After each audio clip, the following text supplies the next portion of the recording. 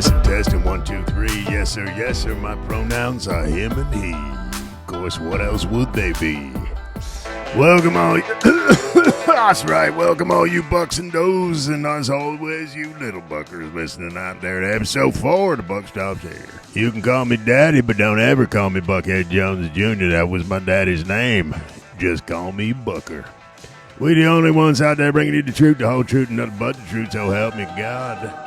And speaking of God, I got some little treat for you today. Been working on this song with this young buck named Wyatt River up in the studio this past week. We wrote one hell of a banger, but he needed a little mash with the lyrics, so we sat down and got to talking about our Lord and Savior Jesus Christ. There is no other God but Jesus Christ. Lots been made of his birth, and of course his later years, his miracle years, but what about his childhood? How come no one ain't never talking about that? Buzzer, we laid this track down, and let's just say it might just be our own little miracle. On the warm Christmas day in the year of 0, there was born a baby boy who'd become the world's hero. His mother's name was Mary, but his daddy wasn't kin, 'cause he's divinely put on earth to save us from our sin. We talk a lot about the life of the grown-up Jesus, but his childhood story was nothing to sneeze at. He didn't wind the water yet or calm the stormy sea, but there was something in that boy's eyes that said, just you wait and see. Woo! Back when Jesus was a boy, he was such a lovely boy. Knew his manners, P's and Q's, never missed a day in curfew. He knew the weight of heaven, even at the age of 7. He was his family's pride and joy. Yeah, Jesus was a good old boy. Boy, that slaps, don't it, Domla? You what now? Say it again, darling. You know I'm deaf in the right... You do, don't it? Yeah. You want to what? All right, special request from Domla to play the rest of it. She loves it so dang much. He rose with the sunrise, helped his mama make the bread, fed the goats at dawn before a word was ever said, swept the barn without a sigh, set the table just right, said his prayers every morning and kissed his mama night. He helped his elders carry wood, shared his lunch at Sunday school, stood up for all them nerds and made the bullies look like fools. He wore no crown upon his head, there was no thunder from above, just a carpenter's child, full of grace, goodness, and love. Back when Jesus was a boy, he was such a lovely boy. Never sat back, never turned away, always found the kindest thing to say. He knew the weight of heaven, even at the age of 7. He was his family's pride and joy. Yeah, Jesus was a good old boy, and maybe he knew the cross was waiting for him down the line. But right now, skipping stones in the river was a dang good use of time.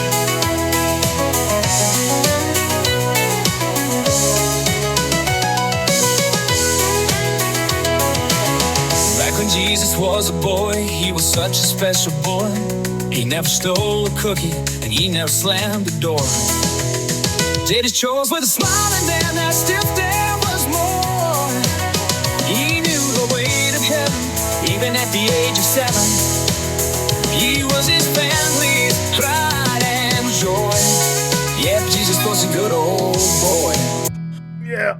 Who would have ever thought a Muslimic lady from Turkish would love a song about Jesus so much?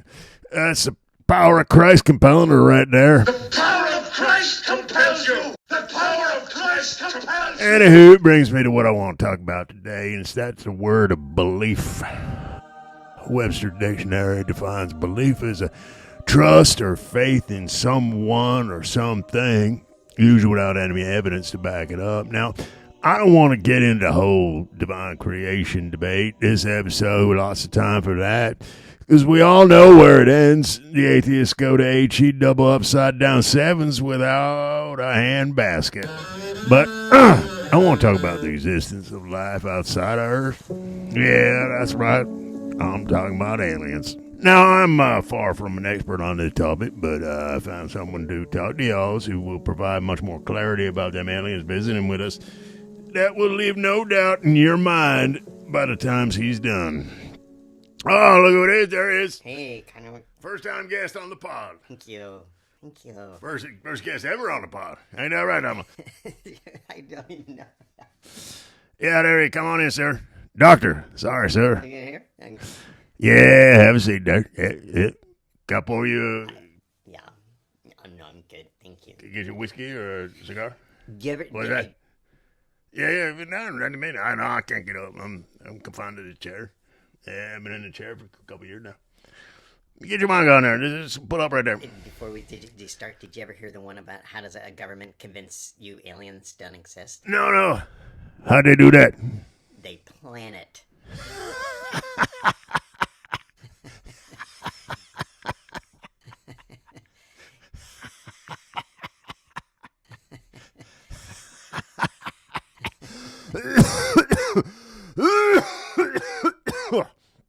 Oh, dang, that's a good one. I like that one. I'm going to use that one if it's okay with you. It's all yours. And if it's okay with you, maybe let's edit that part out of the show. I don't want to come off as a glib. What I do is profoundly serious. Oh, no, that's something we can most certainly do. Ain't that right, Dominic? She nodding her head in there saying, yes, I'm Sabaka. All right, let's get after it. I'm so excited about this fella with me today. I am talking today with a man who needs no introduction, so let's get right at it. Let's talk about space, first of all, the existence of what? You got to what? I don't know how many times I got to tell you to speak into the big fuzzy black stick staring at you, darling, or else we can't hear you. That's Domla Yilmaz, they call her. He's a what? I got a what? Okay, fine. Okay, well, apparently my next guest does need quite an extensive introduction. Whatever, all cool. You know what, Domla, just turn around. I don't want to look at your face no more. I really got to teach you the definition of momentum killer. I'm just all off my game here. Anywho, my guest today is the president and CEO and chief intelligence officer and marshal of global security for the Hollow Sky Institute of Celestial Science, Technology, and Math in search of extra-biological phenomenon on Earth. I'm talking, of course, to Mr. Dr. Thadeous Quell. Thank you, Bucker, but please call me Tad. All right, Tad, I like that. We're all fam here in the club. Sorry, I'm what? The club, like the broad show. You seen that one? We all fam in the club. I haven't seen that. No worries. But you should check them out. I'm pretty funny for two feminine atheists. Anywho, Tad, here's the real deal. Real pro. Ain't that right? Ain't that right, Tad? Yep. Like you're just some. You ain't just some far out tinfoil cowboy hat conspiracy theorist, there, are you? No. Yeah, no, you were an accredited, licensed Xena. Shoot, what's that say right there? I'm a xenocologist, yes, and a terrestrial anomaly specialist holding my doctorate in ufology. And you didn't go to any old coconut college, did you? You went to Stansbury, ain't that right? Yes, where I was expelled in my sophomore year for knowing too much. Just so the folks out there at home listening, because this isn't a visual format. Not yet, anyway. We saving up to buy a nice video camera and get us all on camera. Me, Dom, all the guests that come in here, but they ain't cheap. So but this might be a good time to remind you all to make sure to not to forget to share, like, and smash that subscribe button there, down right there in the corner there. Give me my money! Give me my money! Wow. We already up to 4 subs, which is pretty sweet. But I'd like to see us double that number at least in a year or two. Anywho, when Todd was talking back when, he was doing air quotes around the word expelled, and then again around the words knew too much. Yes. That's what they said. That's what they said. So getting back to your organization, it ain't just you who's a smart cookie. Neither is it. You got lots of brainiacs working for you, too. Ain't that right? That is correct. Between all of us at the Institute, we hold somewhere in the neighborhood of 18 neurology degrees, anywhere from applied geocentrism to a little advanced electrogravitics to Venusian metallurgy. So we already got checkmate, but let's get a checkerboard out there and play a real game. There's so many skeptics out there.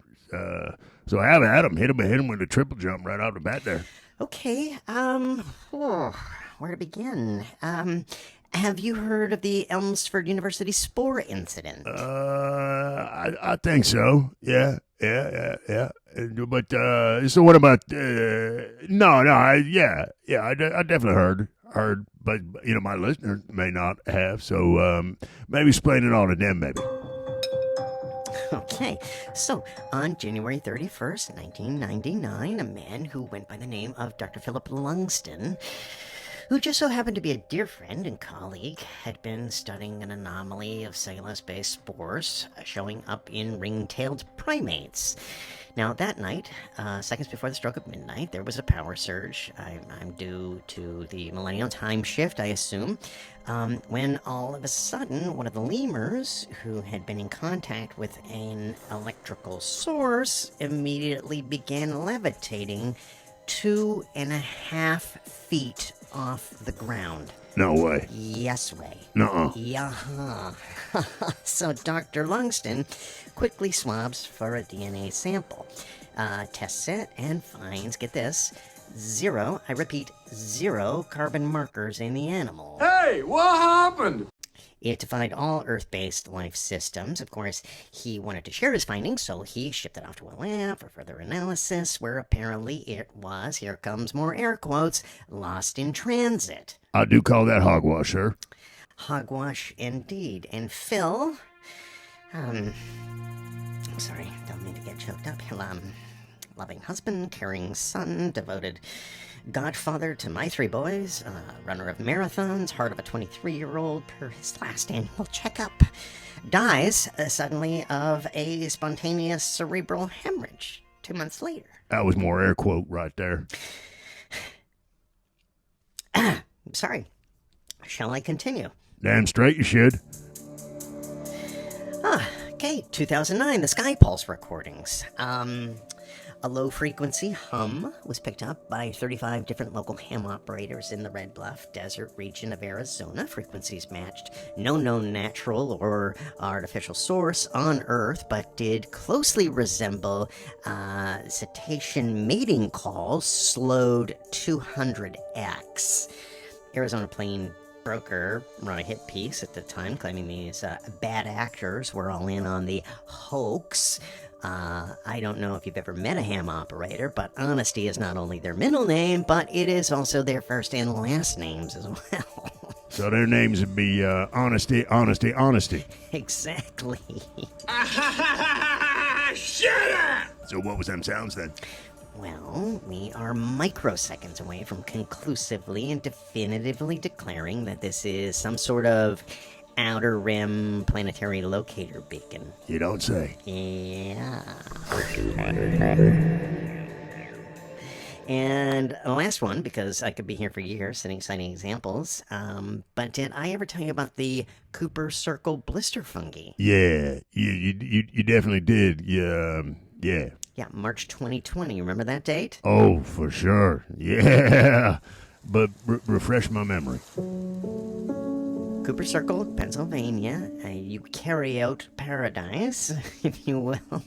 A woman by the name of Karen Kiki Withers makes a fungi discovery of a lifetime. And, she just happens to be one of the world's leading amateur mycophiles. And that, we all know, means a wild mushroom forager. Exactly, yes. And I know Kiki very well. We've sat on panels together. She's been on my pod. I've been on hers. She good people. So Keeks is out for a walk around dusk with her Legato Romagnolo, and she sees this faint glow coming from under an old decommissioned radar station. Upon further inspection, it's a troop of devil's tooth chanterelle hybrids that had developed these blister-like luminescent sacs. Odd, but not outrageous in the fungi world. We see a lot.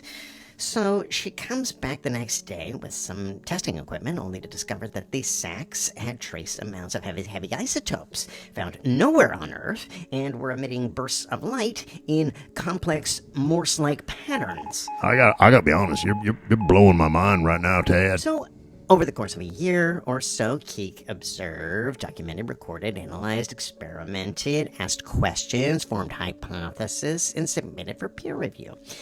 You know, all the things good scientists do. And at the conclusion of the process, she wanted to share her findings. Obviously.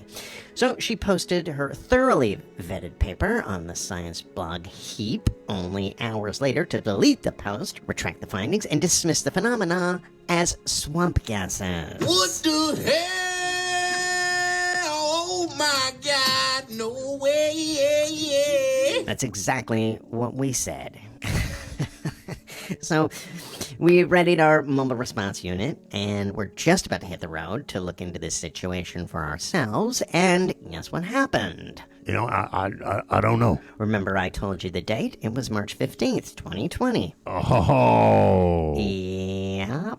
Well, wait, what was it again? What was it again that happened on that date? These glowing, code-sending mushrooms were such irrefutably damning proof of extraterrestrial meddling on Earth, they had to shut the entire world down to cover it up. No. And lo and behold, by the time we were allowed to investigate a year later, the entire patch of mushrooms, poof, vanished into thin air. Oh, and Kiki, lifelong mushroom foraging addict, she mysteriously retires to Lobo Canyon, Arizona, a stiflingly hot, arid, sunny paradise where ne'er a fungi can grow. Huh. See now, with all this overwhelming evidence, it just really got to get your goat when fellas like that moonologist, what's his name, Mike Tyson, Mike DeLong Tyson. You mean Neil deGrasse Tyson? That's him. That's about it. When he says stuff like, you know, show me a little green man, and then maybe I just believe you. What you think of that? Neil is, how do I put this politely? You don't got plain nice. You on the buck stops here. We're here for the truth. Okay, I'm gonna get in trouble for this, but there are certain so-called leading scientists who are paid to keep the status quo. Now, what's that mean? That sounds like a big word. What's that mean? To keep the secrets of the United States and, moreover, the globalist government. And that's all I can really legally say about that. As for the term little green men, it is such an antiquated, utterly reductive sentiment that it barely merits a retort. Every credible witness who has ever been lucky enough to have an encounter with a galactic interplanetary life form, and we're talking well into the 8 figures now. You got one, dude, so how many is that now? That's well over 10 million. Every single one of them all describe the life forms as gray and very tall. I mean, for heck's sake, adolescents measure up to 7 feet in height. How exactly does that scientifically fit the definition of little? That's so true. It don't. And there ain't a stargazing scientist alive who can argue with eyewitnesses, am I right? You can't fool the human eye. It's just not possible. That's the best evidence there is out there. Oh, my God. Oh, my sweet Jesus. Easy now. I'm sorry, Easy I now have with to, the language. I have to go. I'm Okay, sorry, that's going to I be the apologize final for warning about the vein my candidate, captain's just Tad there. alerted me to... You got to... A man outside Little Rock just discovered an orb. There was an orb that fell from the sky with non-human origin, so we have to dispatch a team right now before the men in black come... I'm sorry. All right, be careful now. I'm sorry. Your headphone's still on there. You're going to... Sorry.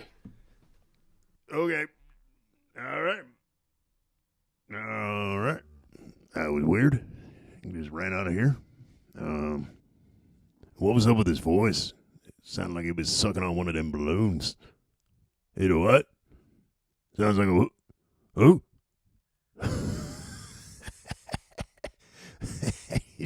No. Domla said he sounds like that SpongeBob fella. Maybe it's your voice.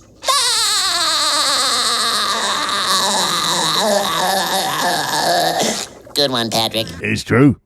No, that's true. Dead ringer.